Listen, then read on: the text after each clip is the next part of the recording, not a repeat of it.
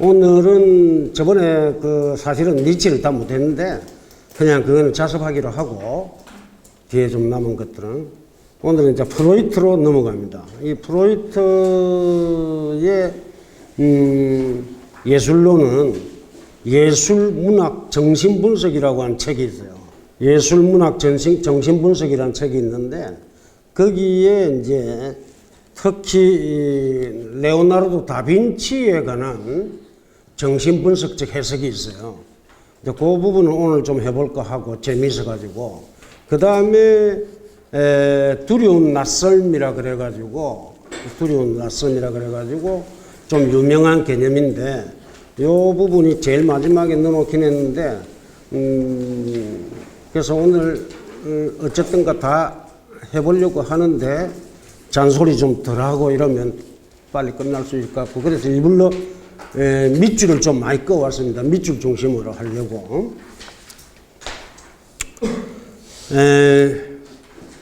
제목이 레오나르도 다빈치 유년의 기억이라고 프로이트가 1910년에 쓴 건데 프로이트가 1856년생인가 그래요.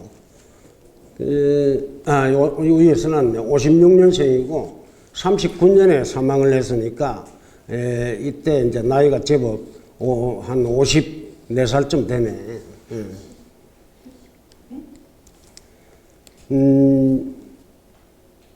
요 첫 번째 레오나르도 다빈치라고 안 하고 레오나르도로 합니다. 이름을 해가지고 레오나르도의 예술적 감각의 비의라고 이름을 붙여받는 제목을 붙였습니다.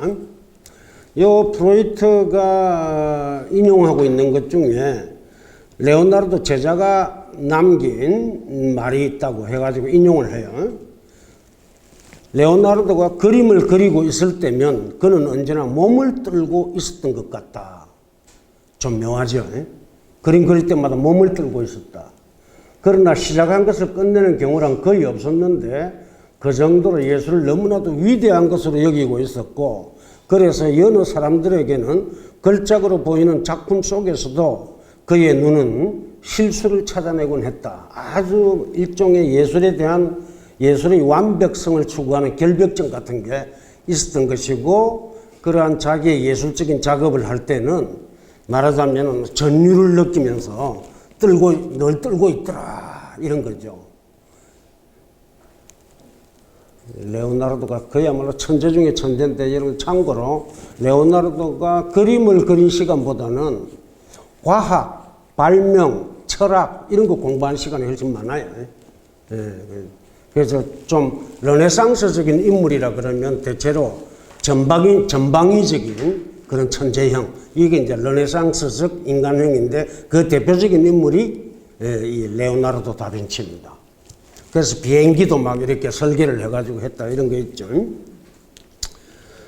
그 다음에 이제 그래서 우리가 이런 부분을 보면서 예술 세계라고 하는 것이 이 수준이 확 올라가면 이 어느 정도로 강렬한 어떤 감각의 세계에 접어드는가 이런 걸 이제 이런 레오나르도의 이런 모습에서 확인을 할 수 있다라고 하겠습니다. 그 다음에 또 에피소드가 있는데 레오나르도는 새벽에 사다리를 타고 올라가 먹거나 마실 생각도 하지 않은 채 이래 몰두하다가 황혼이 질 때라야 붓을 놓곤 했다고 한다.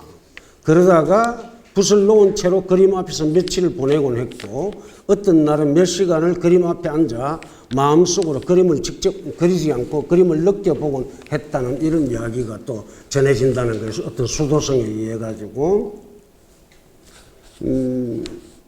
그래서 우리가 보통 좀 예술적인 천재가 있다라고 할 때는 뭔가 좀 기이한 행동을 한다 이런 게 있는데 그 기이한 행동을 짐짓하려고 해서가 아니라 어떤 그 독특한 어떤 그 감각의 세계에 빨려 들어가게 되면 자연스럽게 이런 행위를 할 수밖에 없는 이런 뭐가 있다는 거죠.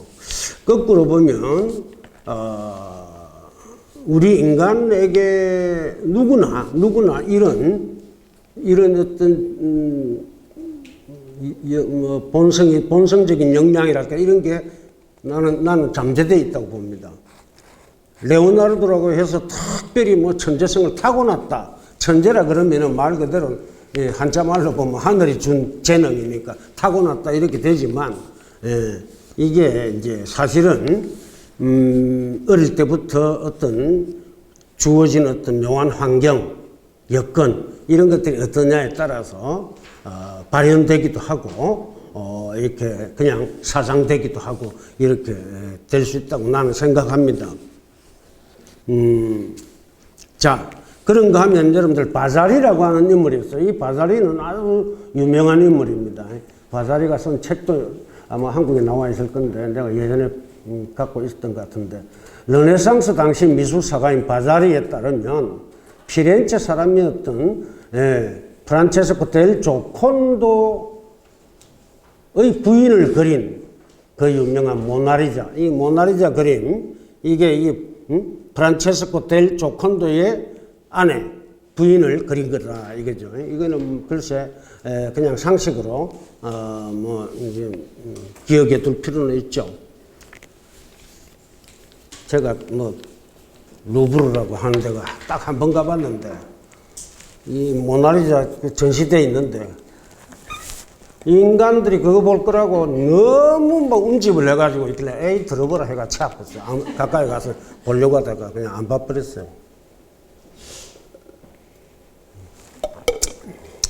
한번 볼 걸. 근데 그렇게 운집에 정신없이 보면 그 그림을 볼 수가 없어요. 뭐냐니까 그런 그림들은 이제 가만히 보고 있어야 되거든. 한참 가만히 보고 있어야 돼. 근데 뭐 그렇게 정신없는 상태에서 보면 뭐 그냥 구경하는 게 불가하니까. 근데 아무튼 이거를 모나리자 이게 작품이 완성된 게 아니라는 거예요. 4년 동안 그렸는데도 완성을 못했다는 거예요. 이제 이게 또 묘한 이야기로 이제 우리에게 다가오는 겁니다. 그러니까 이 레오나르도가 분명히 어떤 예술 세계에 접근해 갈 때에 엄청난 어떤 어찌 보면 두려움 같은 것도 있었지 않을까 이런 생각까지 해봅니다. 이러한 이야기를 접하는 우리로서는 레오나르도가 예술을 대하는 태도에서 뭔가 강박적이라고 일컬을 수 있는 무한히 치밀하고 섬세한 모종의 감각에 추동되고 있음을 짐작하게 됩니다. 그래서 우리가 칸트의 어떤 미감적 판단 이런 거 할 적에 사물을 인식하려고 하지 않고 개념을 동원해 가지고 그죠? 개념도 빼고 인식적인 그거를 빼고 시선을 빼고 물끄러미 사물을 바라보는 거, 어떤 그 풍경도 그렇고 바라보는 데에서 이제 어떤 미감적 판단이 성립한다 이럴 수 있는데 그것을 가만히 바라보다 보면은 칸트가 이야기한 부분은 안 나옵니다만은 예를 들어서 마르셀 듀상 같은 경우가 있어요. 마르셀 듀상 같은 경우는 그걸 어떤 사물을 바라보다 보니까 전신적인 마비가 왔다 이러거든요. 몸이 마비되는 느낌을 가졌다는데 그때의 그 사물이 주는 감각, 그 충동적인 감각이라고 할 수 있는데 그런 것들을 우리가 느낄 수 있으면 이런 레오나르도의 예술 세계에 대해서도 상당 정도 공감할 수 있지 않을까 이런 생각을 해봅니다. 자, 그렇다고 한다면 레오나르도의 그 예술적 감각은 과연 어떤 것이었고 어디에서 생겨난 것일까 우리가 궁금해하지 않을 수 없습니다. 그렇지만 쉽게 대답은 못하는 거고요. 다만 프로이트의 해석을 통해서 그 정기적인 발생의 일단 하나의 끝을 얻을 수 있는데 실마리를 찾을 수 있는데 이 정기적이라고 하는 것은 레오나르도가 어릴 때부터 어떤 과정을 거쳐가지고 성장을 했는가 이런 것들입니다.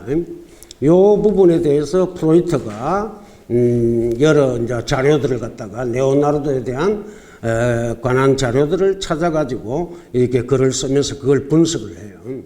자, 프로이트의 이야기입니다. 그의 작업 방식에 대한 정보와 이러한 자료들을 함께 고려할 때 그의 차분하지 못하고 충동적인 기질, 이 예술과의 관계에서 아무런 영향도 미치지 못했다고 생각할 수는 없을 것이다. 레오나르도의 충동적인 기질이 있다는 것을 이 프로이트가 파악하고 있습니다. 일종의 정신적인 금기 등을 알게 된다. 레오나르도가 작업을 하면서 겪어야만 했던 지체, 빨리 그림을 못 그리고 완성을 못하고 이런 거 있죠. 지체 현상은 이러한 정신적인 억제 상태의 한 기구임이 분명하다. 자, 항상 이제 정신분석에 가면은 뭡니까? 억압이라는 개념이 엄청나게 중요하죠. 그래서 뭔가 억압돼 가지고서 말하자면 분출하지 못하는, 억압되면 어떻게 돼요? 스프링을 꽉 누르면 터져 나오려고 하는 그게 있잖아요. 그래서 뭔가 내면에 충동적인 뭔가가 확 이게 응축돼 있는데 그게 억압 상태에 의해 가지고 그렇게 돼 있다 하는 겁니다. 그러면 뭔가 금기적인 것이 작동을 해 가지고 억압을 일으킨다 이런 거거든요. 자, 그래서 어쨌든 이러한 어떤 모나리자도 4년이나 걸렸는데 완성을 못했다고 이야기되는데 이러한 것을 지체현상, 정신적인 금기 혹은 억제 상태라 부르고 있죠. 그럼 이 정체가 뭐냐라고 하는 겁니다. 빨리 읽어보겠습니다. 프로이트는 이를 레오나르도의 전기에 찾는다. 그에 따르면 레오나르도는 동물의 생명을 존중한 나머지 육식을 피했고 인간을 만물의 영장이 아니라 가장 잔혹한 야수로 보았고 하지만 고통받는 인간을 연구하고 스케치하기 위해 사형수가 사형장으로 끌려갈 때 따라 나서기도 했다. 이런 이제 자료들을 갖다가 프로이트가 찾아가지고 이렇게 설명을 하고 있는 걸 내가 이렇게 그냥 가져왔습니다. 이런 것만 해도 벌써 레오나르도가 좀 독특한 정신세계를 갖고 있다 그런 걸 알 수 있죠. 레오나르도는 대단히 신중하고 깊은 감수성을 지닌 인물로서 대단히 금욕적인 생활을 했고 여성의 내밀한 몸에 관한 관심을 그다지 보이지 않았다고 합니다. 그 대신 어린 소년들과 청년들에 둘러싸여 살았고 하지만 그들 중 누구와 동성애적인 구체적인 성관계를 맺었다고 볼 수는 없다고 프로이트는 말해요. 분명히 남자들, 여자는 별로 가까이 하지 않고 이 남자애들과 가까이 했는데 그렇다고 해서 구체적인 학문 선교라든지 이런 걸 통한 이 게이로서의 어떤 이런 걸 보인 것은 아니다라고 이야기를 해요. 자, 이런 등속의 이야기를 하는데 프로이트는 레오나르도가 지녔던 사나이에 관한 생각을 해석하려고 합니다. 레오나르도는 헤아론이라고 하는 책을 썼는데 거기에서 뭐라고 하는 거니까 진실로 위대한 사랑은 사랑하는 대상에 대한 위대한 알므로부터 태어난다. 자, 이 알머의 이야기가 나옵니다. 이 알m. 만일 그대가 사랑하는 대상에 대해 아는 게 거의 없다면 그 대상을 거의 사랑할 수 없거나 아예 사랑하지 못할 것이다 라고 했답니다. 자, 이걸 우리가 과연 사랑에 관한 이런 레오나르도의 진단을 우리가 받아들일 수 있을까? 이런 생각을 할 수 있습니다. 여러분들 어떤 상대를 알 때에 사랑하게 됩니까? 모를 때 사랑하게 됩니까? 그런 거 쉽지 않잖아요. 예. 알고 나면 뭡니까? 좀 시들해질 수도 있잖아요, 사랑이.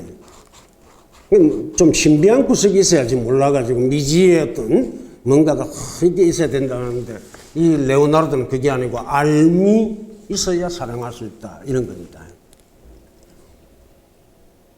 요거는 이제 여러분들 역사가 길지요. 이런 생각은. 알을 중심으로 모든 어떤 행위의 어떤 완전성이라든지 진실성이라든지 진정성이라든지 이걸 생각하는 그건 역사는 깊습니다.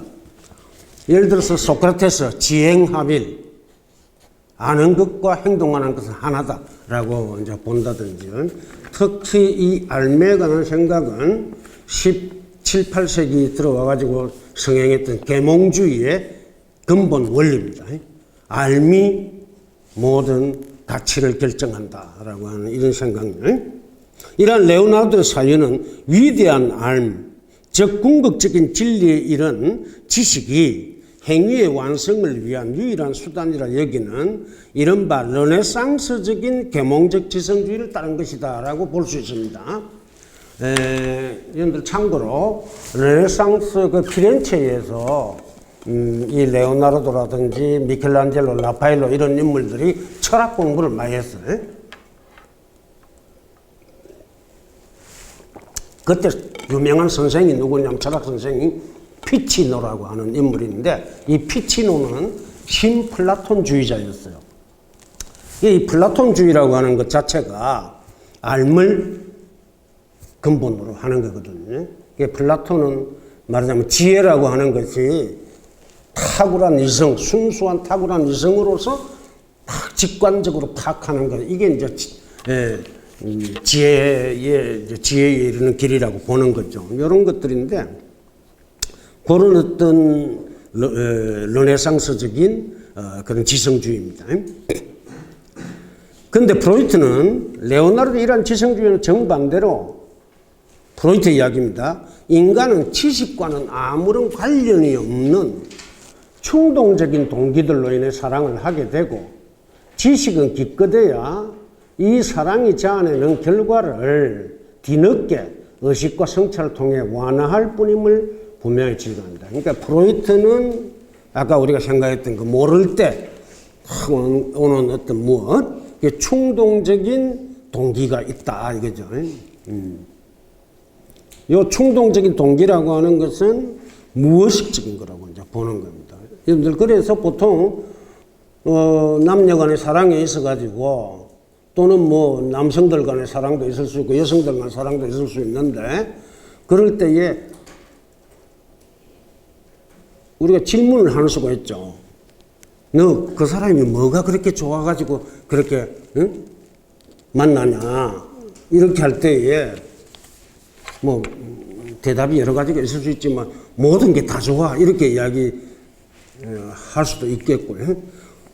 그냥 좋아 이렇게 이야기하기도 하고 하는데, 왜 좋은지 모르는 거예요. 사실은 그냥 좋다라고 하는 건 왜 좋은지 모르는 거고, 자기도 어쩔 수 없이 좋아하고 있다라고 하는 거고, 그럴 때에 이제 충동적인 동기를 생각할 수 있겠죠.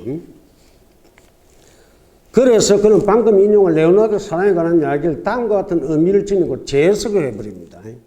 안을 통해 사랑이 이루어진다는 레오나르도의 이야기를, 인간이 하는 행위는 비난받을 것이 없는 진정한 사랑일 수가 없다. 사랑을 하되 감정을 억누르는 방식으로 해야만 하며, 감정을 사고에 종속시켜 사고의 시험을 거치기 이전에는 결코 마음대로 흘러가도록 내버려둬서는 안 된다라고 레오나르도가 생각했다는 거예요.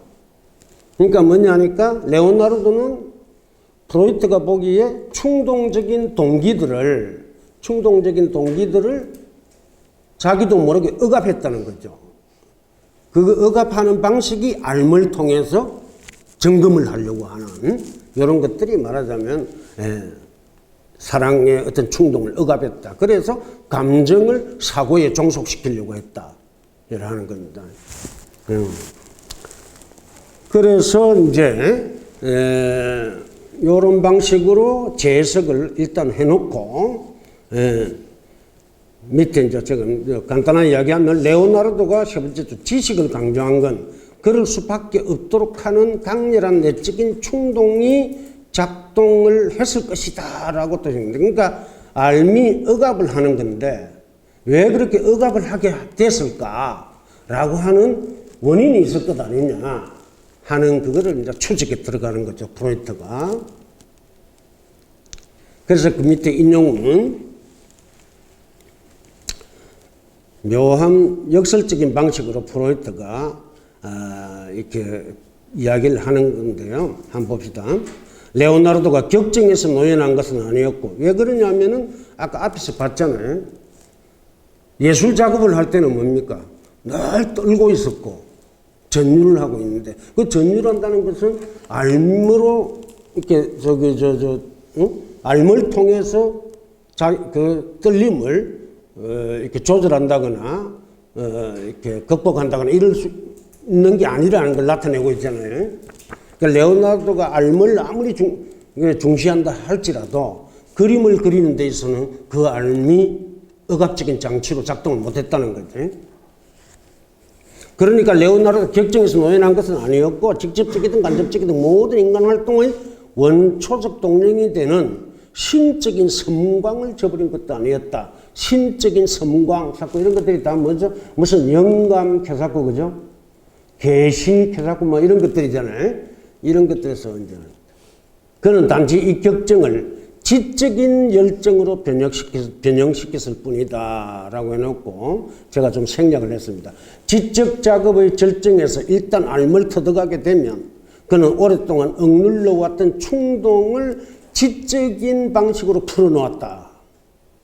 그러고 나면은 이 충동은 새로운 방향으로 싹 흘러갔는데, 그래서 새로운 방향으로 가게 돼가지고서 알의 정점에서 파토스가 그를 사로잡았고, 파토스 그럼 뭡니까? 열정, 감정 이런 것들이잖아요.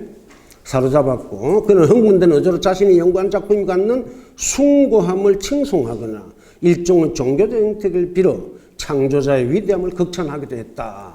그래서 신적인 섬광, 종교적인 형태, 숭고함 이런 세계에 충분히 접어들 수 있었는데 그 매개 과정에 지적인 어떤 열광 이것이 작동을 했다. 우리가 보통 생각할 때 이런 게 있죠. 지성적인 것과 감성적인 것이 최고도로 올라가 가지고 두 개가 합의를 했을 때 그런 인간이 있다면 정말 대단한 인간이다라고 하겠죠. 우리가 보통 광기 내지는 이런 쪽으로만 하고 지적인 뭐가 없는 인간들은 대단히 위험한 인간이죠. 폭력적일 수가 있고, 예, 이런 건데, 지적인 것까지 겸하게 되면 그것이 성화, 그런 강렬한 어떤 광기라고도 부를 수 있는 열정이 나름의 성화작용을 해가지고서, 예, 새로운 어떤 내가 이야기하는 바로는 가상적인 초월 상태로 이렇게 올라갈 수 있다. 이런 거거든요. 여기 이제 레오나르도에게서 있었다라고 이제 보는 겁니다.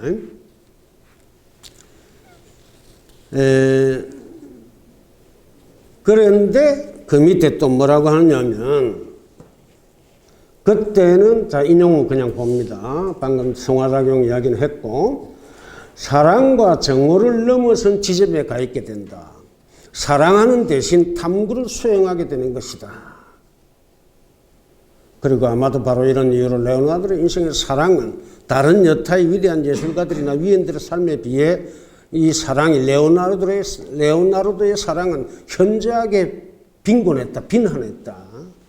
본질적으로 흥분을 일으키고 힘을 소진할 수밖에 없는 격정적인 정력은 다른 이들에게는 인생의 절정을 맛보는 기회였겠지만 레오나르도에게는 격정적인 정념이 레오나르도 사로잡지는 못했다라고 하는 겁니다.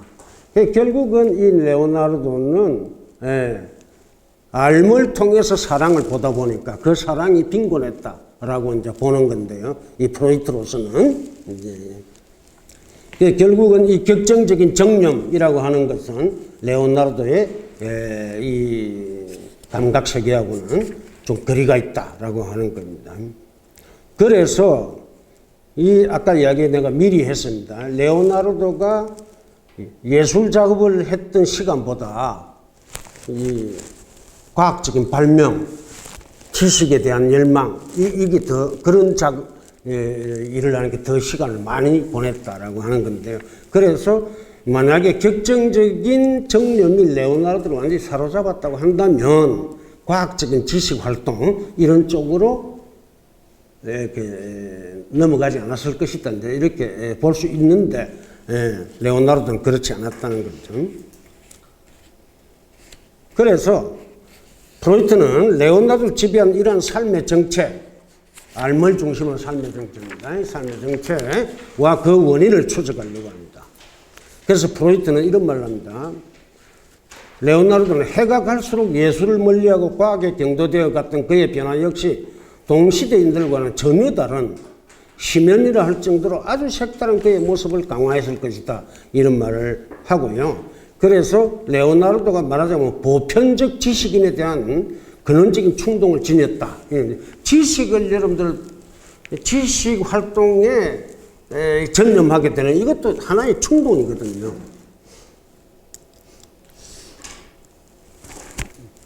철학 공부를 갖다가 내 이야기하는 것 같아서 좀 미안한데 수십 년을 해왔다.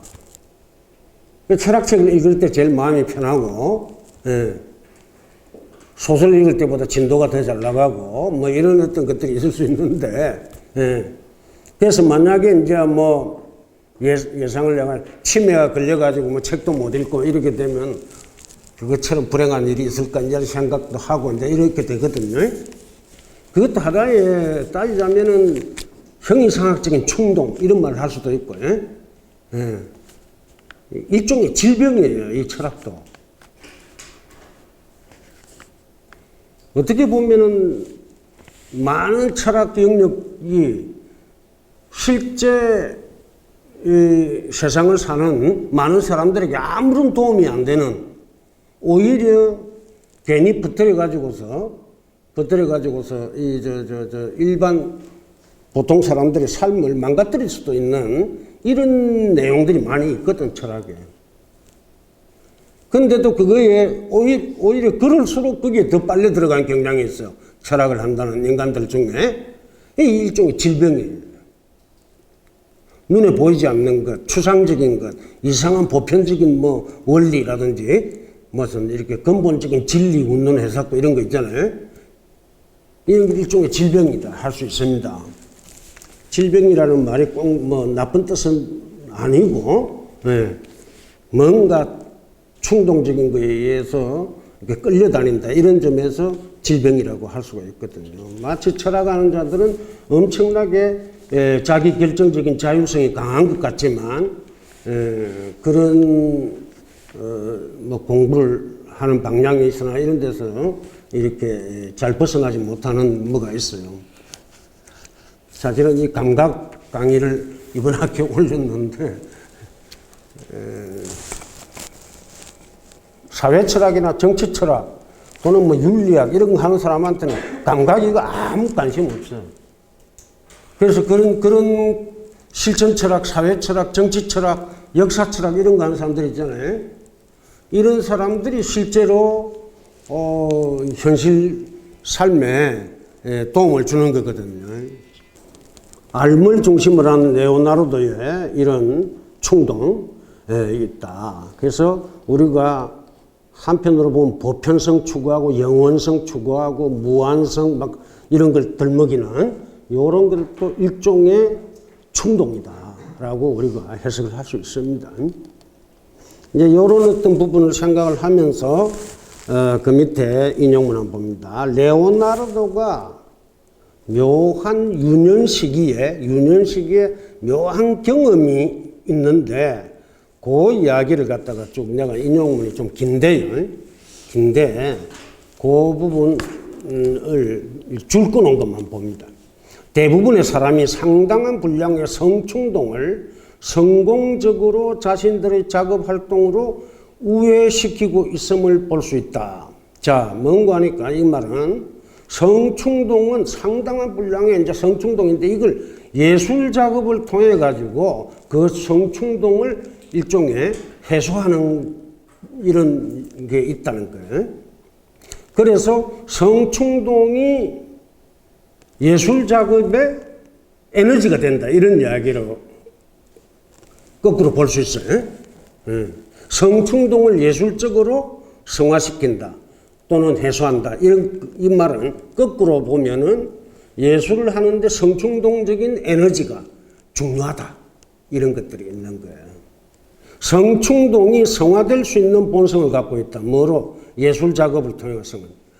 그래서 한 사람의 유년기를 통해 곧 그의 정신 발달 역사를 통해 어린 시절의 가장 지배적인 충동이 성충동임을 알게 될 때, 그 어린 시절의 지배적인 충동이 뭐냐? 성충동이다.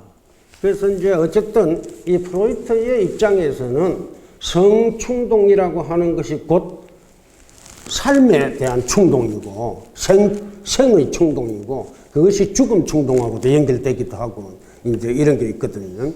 그래서 리비도라고 하는 것이 리비도라고 하는 것이 생적 에너지인데 그 생적 에너지가 성충동, 리비도가 성충동을 통해서 주로 발현된다. 이렇게 이제 보는 겁니다. 그 밑에 뭐 인용문은 이제 애들이 좀 크면서 아기가 어디서 오는지 문제에 집중하게 된다는 거예요. 여러분들 그런 기억이 있습니까? 어릴 때 애가 어디서 나오는가? 이제 많은 이야기가 있잖아요. 전부 다 대답이 뭡니까? 다리 밑에서 주워 왔다 샀고, 뭐 어디에 뭐 나무에서 누가 신령이 줬다 샀고 그래서 다리 밑에서 주워 왔다 해서 저는 어릴 적에 바로 앞에 개천이 있어가지고 다리도 있고 그랬거든. 그래서 다리 밑에서 주워 왔다 해서 그 개천에 있는 다리 밑에서 주워 왔는 게 나중에 나이 좀 들어가지고 사춘기쯤 되고 난 뒤에 사실을 알고 난 뒤에는 야 그게 정말 정답이었구나 그런 걸 알게 되기도 했어요. 이런 것들에 이제 관심을 가지면서 아기가 어디서 오는지에 대한 탐구는 밑빠진 독에 물 붓기식으로 끝나기 마련이고 종결시킬 수 없는 탐구는 마침내 포기되기에 이른다. 이게 이제 아이들에게 좌절감을 가져오기도 하고 이게 알매 이제 좌절감, 불가능 이런 것들이 오면서 이제 한다는 겁니다. 이게 은근히 억압적인 방식으로 작동을 한다. 이제 이런 하나의 예를 이야기하고 있습니다. 그 밑에 이제 또 한번 봅니다. 레오나르도에게서도 탐구 본능의 지배가 강화되면서 성생활의 쇠퇴가 초래되었다는 점을 숙고해 보면 해놨는데 그 할평합니다. 물론 이 성생활의 쇠퇴는 흔히 이야기하듯이 관념상의 동성애에 지나지 않았지만 큽니다. 동성애 그러니까 이 레오나르도가 여성에 대해서는 관심이 없었다 이렇게 되는 거고요. 동성애마저도 알의 세계에 집중하는 쪽으로 돼가지고서 이것도 쇠퇴해졌다 이제 이런 이야기인데요. 그 밑에 한번 봅니다. 어린 시절에 알고자 하는 욕구를 성적인 관심에 집중시켰지만 그 이후 레오나르도는 리비도 대부분을 탐구 본능으로 성화시킬 수 있었는데 이 점이 바로 레오나르도의 존재의 가장 중요한 특징이자 비밀이다 이런 말입니다. 이 레오나르도가 어떻게 해서 리비도의 대부분을 탐구 본능으로 성화시켜줄까? 이게 이제 프로이트로서는 좀 궁금하다. 이제 이런 이야기입니다.